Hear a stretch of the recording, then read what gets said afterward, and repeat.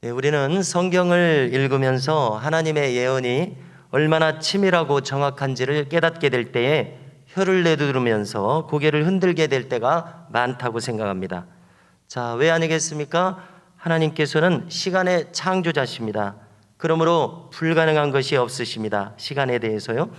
자, 학자들의 표현은 이런 표현을 합니다. 그분은 영원한 현재에 계시다. 그렇기 때문에 과거, 현재, 미래 모르는 것이 없으신 것이 당연합니다. 오직 시간의 제한에 걸려있는 인간들만이 그 놀라운 일들을 믿을 수 없어하고 또 심지어 부인하고 싶어할 뿐입니다.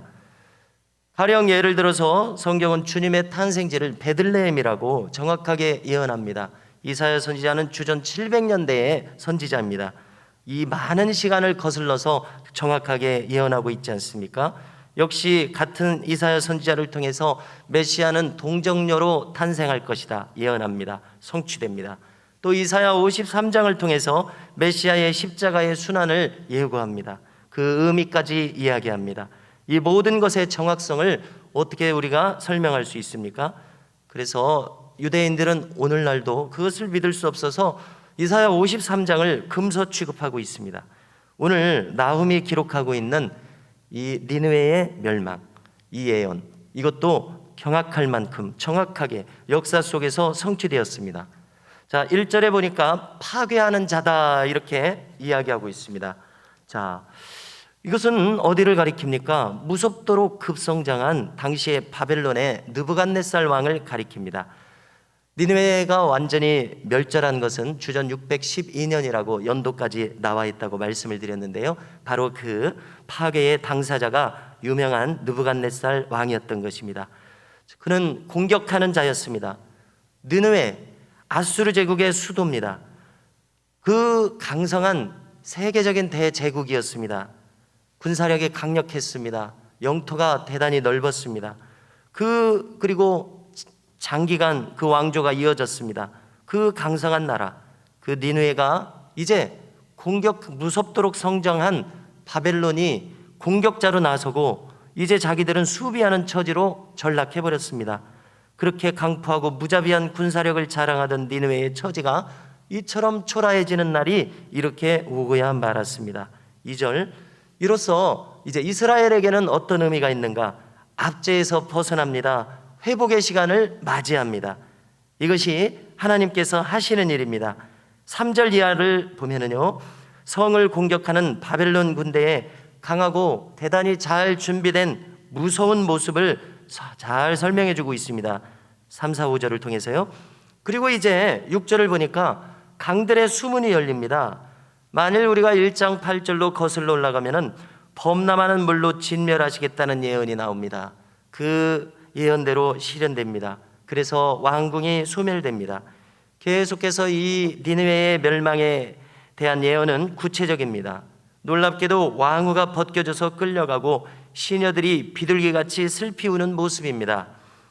자, 이 왕후라고 하는 것은 니느웨 성 자체를 가리킨다는 학자들의 의견도 있습니다만은 자, 무엇이 정확한지 우리는 확인할 수 없죠. 그러나 성경 그대로 기록을 우리가 살핀다면 왕후가 벗겨져서 끌려가고 시녀들이 비둘기같이 우는 그런 모습을 떠올릴 수 있습니다. 자, 8절을 보니까 니느웨는 오랫동안 전 세계의 문물이 모이는 곳이었습니다. 왜 아니겠습니까? 전 세계를 다스리는 세계적인 대제국, 오늘날의 미국과 같은 나라를 생각해 보십시오. 얼마나 많은 물질이 모였겠습니까? 문화가 모였겠습니까? 그렇지만 그렇게 높이 쌓았던 부귀가 삽시간에 다시 흩어져 버립니다.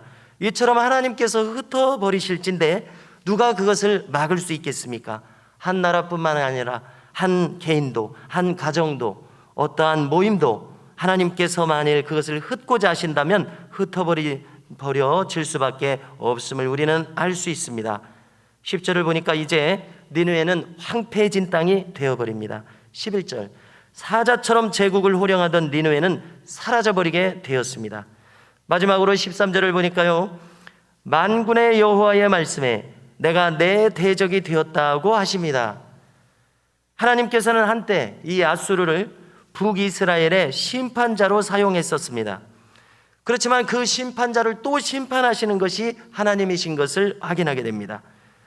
왜냐하면 이 심판자로 사용했던 아수르가 강포함과 죄악으로 넘쳐나는 자들이었기 때문에 그렇습니다. 그것을 언제까지나 그대로 내버려 두시지 않는다는 것입니다. 그러므로 우리는 또 깨닫습니다. 하나님께서는 반드시 행한 대로 갚으시는 하나님이십니다.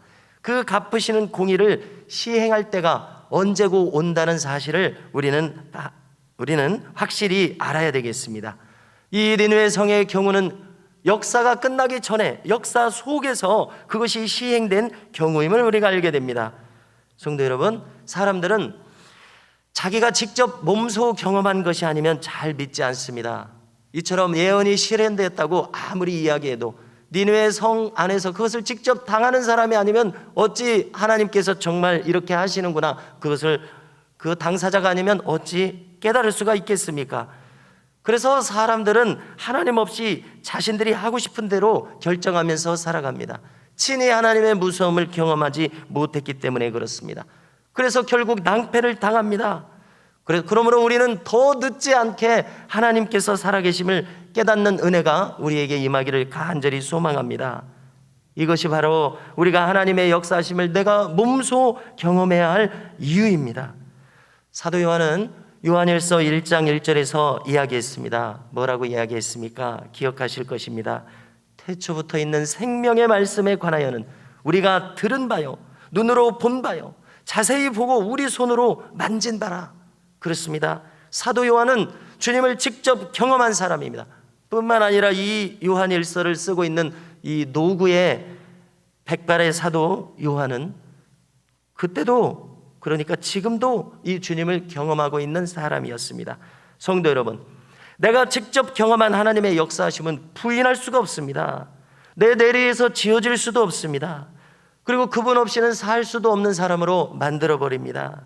우리가 이틀 전 위임식과 임직식을 통해서 또 저를 비롯한 온 교우들께서 하나님께서 임하셔서 친히 일하시고 역사하시는 것을 여러 가지 모습과 느낌으로 우리가 다 경험했다고 생각합니다.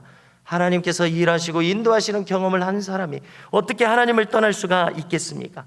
그분 없이는 살 수 없는 사람이 되어버리는 것입니다.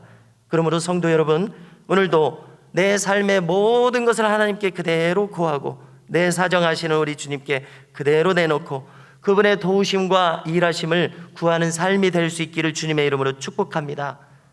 구하신 것을 가장 선하게 응답하시는 그분의 돌보심이 오늘도 우리에게 반드시 임할 것을 믿으시는 저와 우리 모든 교우들 되시기를 주님의 이름으로 축복합니다.